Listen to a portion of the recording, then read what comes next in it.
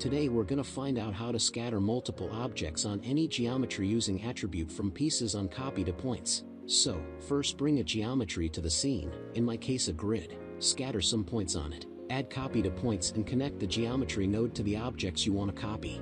Connect them to a connectivity node so that all assets has name. Don't forget to change class to name or any other name as per your requirement. So let's add an attribute from pieces node and connect to the first input to scatter in the geometry library to your geometry. Still not working. It because we gotta turn on piece attribute and assign the name attribute which we mentioned earlier.